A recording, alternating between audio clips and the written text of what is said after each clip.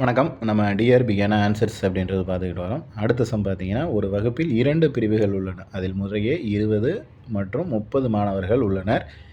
இந்த பிரிவில் தேர்ச்சி விகிதம் 80 மற்றும் 60% ஆகும். முழு வகுப்பின் தேர்ச்சி சதவீதம் என்ன அப்படின்னு கேட்டிருக்காங்க.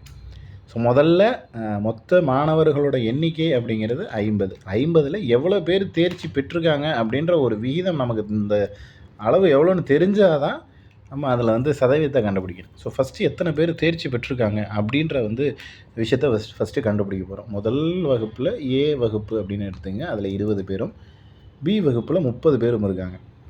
ஸோ இந்த 20 பேர் இருக்கிற இடத்துல 80% பாஸ் பண்ணியிருக்காங்க. 30 பேர் இருக்கிற இடத்துல 60% பாஸ் பண்ணியிருக்காங்க. ஸோ இந்த 20க்கு 80% என்ன அப்படின்றத நமக்கு தெரியணும். ஸோ 20ல் 80% அப்படிங்கிறது பார்த்திங்கன்னா 16 அப்படின்றது வரும். ஸோ சதவீதம் பற்றி நம்ம நிறைய வீடியோஸ் போட்டிருக்கோம், பார்த்துருக்கோம், அதனால் தெரியும். ஸோ ஈஸி தான். ஜஸ்ட்டு 20 ஒரு 0 கேன்சல். 20ங்கிறது 100% எடுத்துக்கோங்க. அதில் ஒரு 0வை மட்டும் அடிச்சிட்டிங்கன்னு வச்சுங்க, 10% அப்படிங்கிறது 2ன்னு வந்துடும். அப்போது 80% அப்படிங்கிறது 8 2 16. அப்போ 16 பேர் தான் அந்த 80%க்கான நபர்கள் அப்படிங்கிறது தெரிஞ்சிடும்.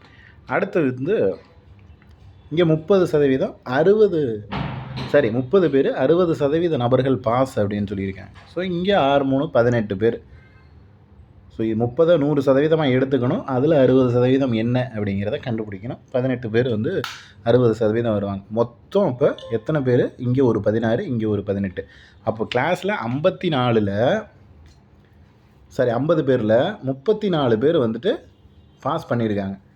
ஸோ இந்த 50ல் 34 அப்படிங்கிறது எத்தனை சதவீதம் அப்படிங்கிறத பார்க்கணும்.